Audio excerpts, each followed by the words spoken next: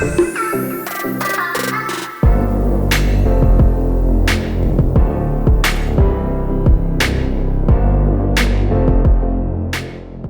guys, Marvin here from shopsadapage.com, and today we're finally doing another keyboard review. I actually miss it and it's nice to get back to it.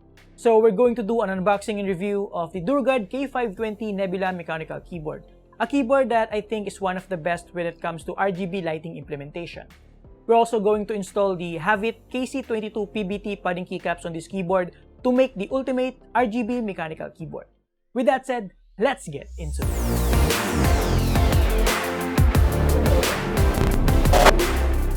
Okay guys, so we have here the packaging for the Durgod Gemini K520 Nebula mechanical keyboard. At its side, we have its key features that we're going to tackle in depth later. At the back, we have some contact information of Durgod, which is nice for after-sales support. And it looks like what we have here comes with Cherry MX switches. Alright, so let's see what comes in the package. Opening the box, you'll be greeted by a quick start guide, a very substantial one. And then we have here a plastic cover, which I always appreciate. And of course, the keyboard itself protected by a thin plastic. Let me just pull out the keyboard to the side real quick. Inside the box, you also have a couple more items. We have here a Durgod sticker and a Durgod Velcro strap. We also have a nice wire keycap puller here with a rather weird orange color, but I'll take it. Now, let's take a closer look at the Durgod Gemini K520 Nebula mechanical keyboard. So right off the bat, as you can see, the cable is non-removable, which is a huge downside for me, but at least it is braided. At first touch, the keyboard feels really solid as I expect from Durgod, and it doesn't flex at all thanks to its metal backplate that spans across the back and front edges of the keyboard, adding to the overall rigidity of the keyboard. It weighs around 736 grams, which is decent enough to have it stay in place on any desk. The bottom housing is made of hard plastic and it has this nice RGB illumination strip all around the keyboard. We also have here some LED indicators for caps lock, scroll lock, Windows key lock, and memory recall. Flipping it on its side, we can see that this keyboard is quite thin with an angled platform for that ergonomic design. It also has a floating keys design so the switches are visible, and the keycaps profile is OEM. We'll take a closer look on that later. At the back of the keyboard, we have 6 rubber feet, 2 adjustable stands on each side, with both of them having extra small feet for more height adjustment options. All of them are rubber tipped as well, which I highly appreciate. We also have a premium looking chrome Durgod logo here and the usual model name and certifications at the center. Overall, the design of the back of the keyboard is really clean. At the back side, we have a nice chrome Durgod logo right here, and as you can tell and as I mentioned earlier, the cable is non-removable, and actually don't get it. I wish it was removable like what the Durgod K320 has. Moving on, back in front, let's discuss the layout. This keyboard, as you can obviously tell, is a 10 keyless keyboard without any numpad, but it has all the other necessary keys that you need while still being relatively compact. It uses the ANSI standard layout, so replacing the keycaps should be a piece of cake. Speaking of keycaps, looking closer, this keyboard unfortunately uses UV-coated ABS keycaps, which means it can fade away easily over time and will also inhibit shine easily compared to even a double-shot ABS keycaps. I wish they use PBT keycaps like what the Durgod K320 has. But maybe I was just spoiled by how good the Durgod K320 is. Anyways, this keycap has a thickness of only around 1mm and I'm not surprised by that. Now that we've exposed some of the downsides of this keyboard, let's check out what I think is the main selling point of this keyboard, and that is the RGB goodness. This keyboard has 11 lighting effects preset, including the custom mode, which you can modify using the software. To toggle different lighting effects, you just need to press Fn plus print screen. Then to choose a static color, you just need to press Fn plus pause. And this feature is actually pretty cool, and it's the first time I encountered this from any keyboard. It's very intuitive and easy to use rather than cycling through a bunch of different colors. Aside from that, of course, you can turn on and off the illumination by pressing Fn plus insert and delete respectively. You can also adjust the brightness by pressing Fn plus up or down arrow keys, and adjust the animation speed by pressing Fn plus left or right arrow keys. To change the direction of the animation, press Fn plus page up or page down. And lastly, to change the lighting effects of the RGB lighting, you have 2 options. One is to press Fn plus home to sync it with the keys, or press Fn plus N to pick an effect individually. Now, as usual, let's breeze through all the different lighting effects.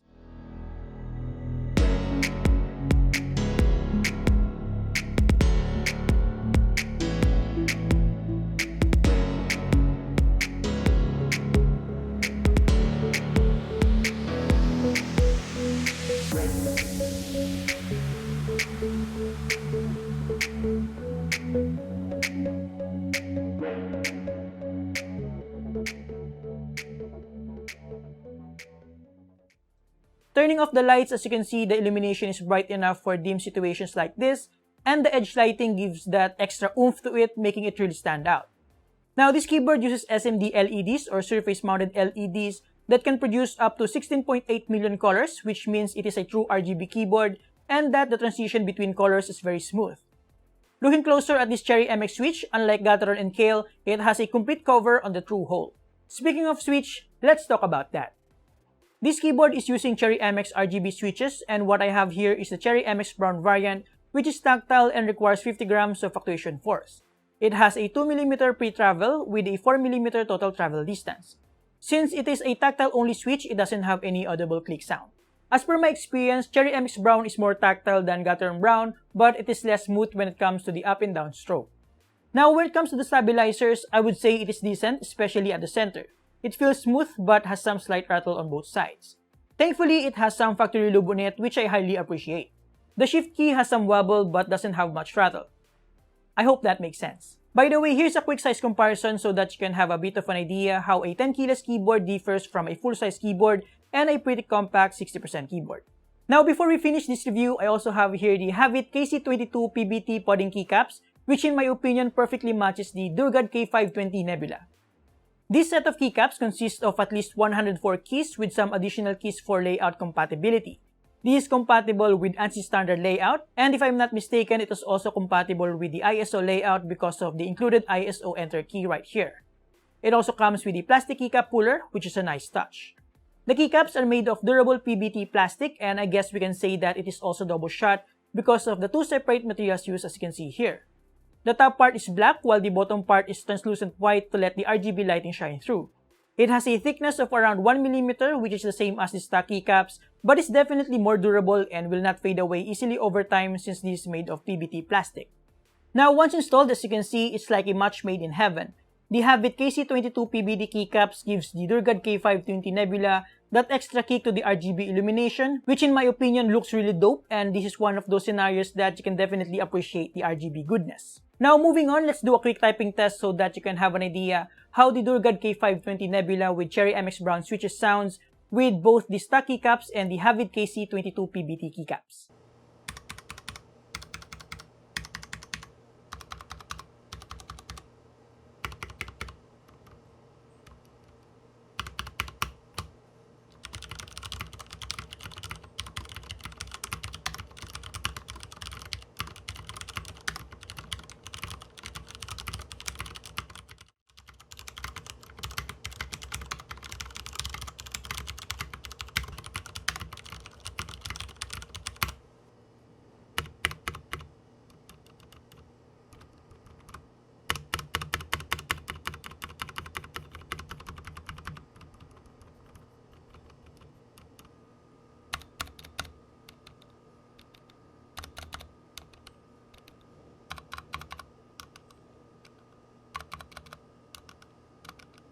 Alright guys, now let's discuss the performance of this keyboard.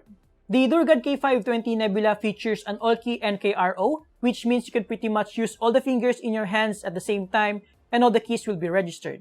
As per my testing, true enough, I was able to press at least 10 keys without any conflicts. And as a wired keyboard, I also didn't encounter any input lag, which is already expected. Now when it comes to the typing experience, the Cherry MX Brown is pretty decent. You can definitely feel the tactile bump compared to the Gateron Brown, which is a very subtle tactile bump. But as I said earlier, the Cherry MX Brown is noticeably scratchier. Brown switch, in my opinion, is a good middle ground between the blue clicky and tactile switch and the red or black linear switches. It is good for both typing and gaming without much compromise, and is relatively quiet, which should fit in most working environments.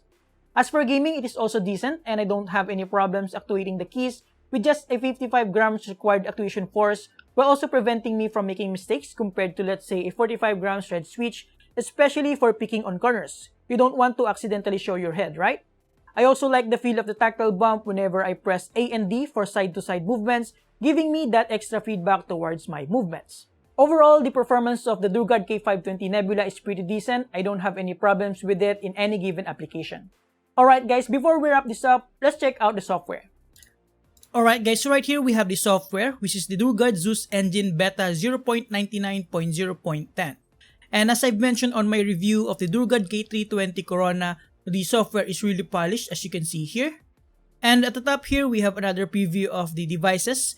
And the devices that are connected is colored, as you can see here, while the others are grayed out. So once you connect a device, the software will automatically detect which device or what particular model has been connected. So you have two options with regards to accessing the customization features of the device.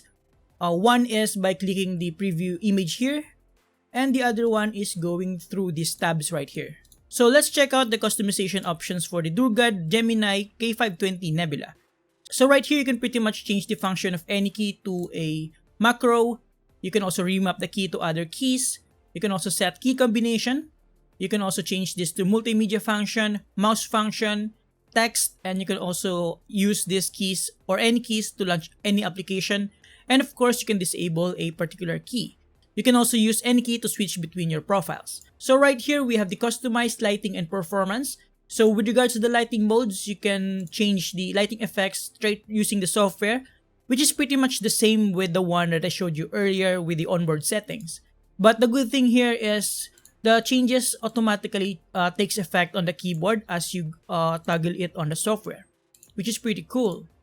So you have radar, wave, color shift, breathing, twinkle, reactive, and the other lighting effects here. You can change the brightness, you can change the speed of the animation, and of course, choose your color combinations depending on your preference. So the customization options for the lighting effects is really extensive. As you can see, there are a lot of options to further customize the lighting effects of the keyboard, more so than what you already have with the presets. So that's actually pretty nice, and the software is very intuitive, easy to use, and yeah, it really looks so polished in my opinion. And you can also change the direction, of course, and then if you want, you can also go through the custom settings, wherein you can change individual keys or pick a cluster of keys to change the colors individually, which I think is pretty cool as well. And as you can see, the sky's the limit when it comes to customizing this keyboard. But the customization options actually doesn't stop there, guys. We also have here the Nebula tab, wherein you can further customize the keyboard. So you can pretty much use the pointer tool to choose any particular section of the keyboard and then add an effect to that particular section, as you can see here. So you can choose different effects per the area that you've selected. So I think this is a pretty cool option if you're really into the RGB customization, which I think is the strength of this keyboard, especially with the edge lighting, as you can see there. So as you can see, as I've mentioned, the customization options with regards to the lighting effects of this keyboard is sky's the limit. You also have here the options to create layers depending on your preference. And if you have time to tinker with the software, you can pretty much do whatever you want. Aside from the extensive lighting customization, we also have here the performance section, wherein you can disable this key combination so that you will not be disturbed or distracted from your gaming session.